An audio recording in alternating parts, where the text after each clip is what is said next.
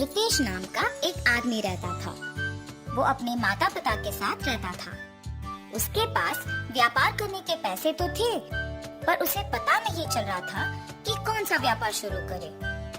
इसीलिए वो इस विषय में फैसला लेने के लिए अपने पिता के साथ चर्चा करता है। पिताजी, मुझे पता नहीं चल रहा है कि आपके दिए हुए पैसों से मैं कौन सा व्यापार शुरू करूं। अरे, उसमें क्या है, पकौड़ी का व्यापार शुरू करते हैं। पकौड़ी का व्यापार? हाँ बेटा, हमारे गांव में जलेबियों का, समोसे का, अचार का, पापड़ का ऐसे बहुत व्यापार है। तो तुम्हें कुछ अलग व्यापार करना होगा। गांव में जो व्यापार नहीं है, अगर तुम करोगे तो अच्छा लाभ पाने का मौका होगा।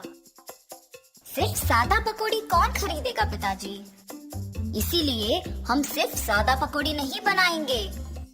तो फिर हम सादा पकौड़ी में साथ साथ चिकन पकौड़ी, फिश पकौड़ी, मिर्ची पकौड़ी, आलू पकौड़ी, प्याज के पकौड़ी, अंडे के पकौड़ी जैसे अलग अलग तरह के पकौड़ी बनाएंगे।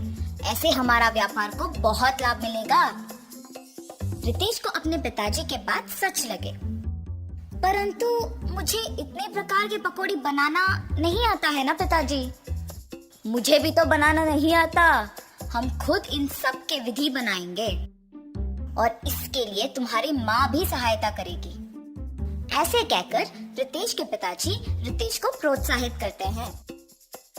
फैसले के अनुसार पकौड़ी को बनाने के सामग्री रितेश खरीद के रसोई घर में इकट्ठा कर रहा होता है कि उसके पिताजी पके हुए अंडों को 2 हिस्सों में काट रहे होते हैं और रितेश की माँ पकौड़ी के लिए बेसन का मिश्रण तैयार कर रही होती है। बनाए हुए मिश्रण को 6 अलग अलग बर्तन में बराबरी से रितेश की माँ डालती है। रितेश के पिताजी पहले बर्तन में कटे हुए अंडे, दूसरे बर्तन में कटे हुए प्याज, तीसरे बर्तन में कटे हुए मिर्ची, चौथे बर्तन में कटे हुए आलू, 5वें बर्तन में कटे हुए केले और छठी बर्तन में कटे हुए चिकन के पीसेस डालते हैं और फिर एक एक करके उन सारे अलग तरह के पकौड़ी को तेल में तलते हैं। रितेश जब पकौड़ी का स्वाद देखता है तो उसको बहुत स्वादिष्ट लगता है। फिर वो अपने पिताजी के बातों को सच मानकर पकौड़ी के व्यापार को दृढ़ निश्चय से शुरू करता है। ऐसे शुरू हुआ था रितेश की जीत की कहानी। 15 साल बाद वही पकौड़ी का व्यापार रितेश को सिर्फ अमीर ही नहीं बल्कि बहुत घमंड और कठोर बना देता है। दूसरी ओर रितेश के पिताजी को बहुत दिनों से ठीक से दिखाई नहीं दे रहा था और सुनाई भी नहीं दे रहा था।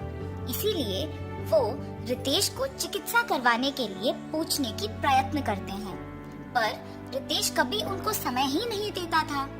इसीलिए रितेश के पिताजी खुद अस्पताल जाने का निश्चय करते हैं, पर उनके पास पैसे ना होने के कारण रितेश की दुकान को निकल पड़ते हैं।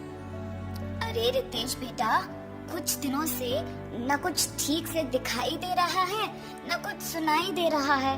चिकित्सा के लिए 3000 रुपयों की जरूरत है। थोड़ा मदद करो ना बेटा। क्या 3000 रुपए? उतने पैसे तो मेरे पास नहीं है। पर बेटा, कल ही तो तुमने बहू को बताया था कि हर रोज तुम्हें 30,000 मिलते हैं। आप पहले यहाँ से चलिए, कह रहा हूँ ना पैसे नहीं है। और घर चले जाते हैं। घर पहुँचने के बाद चिकित्सा के पैसे मांगने रितेश के पास गया था, पर उसने ये कहकर भेज दिया कि उसके पास पैसे नहीं है। क्या 3000 के लिए उसने ऐसा कह दिया? व्यापार तो अच्छा चल रहा है ना। शायद उसको हमारा यहाँ रहना पसंद नहीं। बहू ने भी खाना सिर्फ उन दोनों के लिए बनाया है। मैंने हम दोनों के लिए खाना बनाया है। तो फिर यही है, हमारा यहाँ रहना वो दोनों चाहते ही नहीं है। चलो इसी रात को यहाँ से निकलते हैं। ऐसे फैसला करके दोनों उसी रात गांव से निकल जाते हैं। माता पिता के लापता होने पर भी रितेश को चिंता नहीं हुई। अगर किसी ने पूछा तो कहता था कि तीर्थ यात्रा पे गए हैं। रितेश को पकौड़ी के व्यापार में लाभ ही लाभ आ रहा था। वो उसके दुकान में 10 और सहायक को काम पे लगा के उनको सारे पकौड़ी के विधि सिखा के काम करवाता था। इसके अनुसार उसने पकौड़ी के दाम भी बढ़ा दिया था।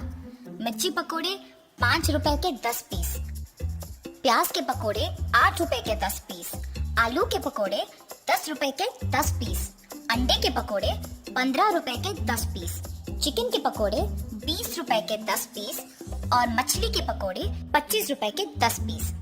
पकौड़ी का स्वादिष्ट होने पर लोग भी बहुत आते थे, जिसकी वजह से रितेश का दुकान हमेशा भीड़ से भरा और व्यस्त रहता था और दुकान का लाभ भी दुगना हो गया था।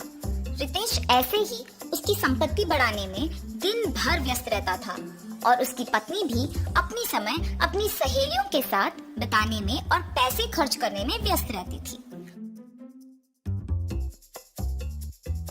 और उनके बच्चों के साथ भी ज्यादा वक्त नहीं बिताती थी। बच्चों के देखभाल के लिए एक ताई को रख के वो चली जाती थी।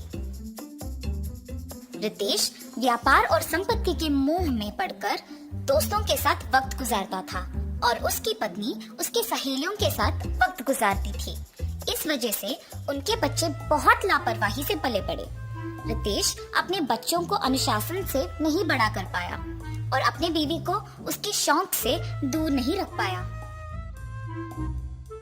अब रितेश के साथ प्यार से 2 बातें करने के लिए भी कोई नहीं था। उस समय में उसको उसके माता पिता की बहुत याद आती है। मैं कितना मूर्ख हूँ, प्यार से देखभाल करने वाली माँ और जिस व्यापार को इतने जिम्मेदारी से देखभाल कर रहा हूँ, उसका मार्गदर्शन करने वाले पिताजी को मैंने अनादर किया है। न जाने वो कहाँ हैं, क्या कर रहे होंगे। मैं तुरंत उनको ढूंढ के घर वापस लेके आता हूँ। रितेश अपने माता पिता को ढूंढने अपने कार में निकल जाता है। गांव में ढूंढते ढूंढते उसको अपने माता पिता गंदे फटे हुए कपड़ों में नजर आते हैं। ये देख रितेश भाग के उनके पास जाता है और कहता है, आप ऐसे कैसे? ये सब मेरा ही गलती है पिताजी, मुझे माफ कीजिए और कृपया मेरे साथ घर चलिए माँ। रितेश को अपने गलती का एहसास होता है और वो अपने माता पिता के साथ घर वापस आता है। अपनी पत्नी को बोलता है कि आज से जो भी होगा माँ के अनुसार होगा और व्यापार का सारा संपत्ति अपने पिताजी के हाथ कर देता है।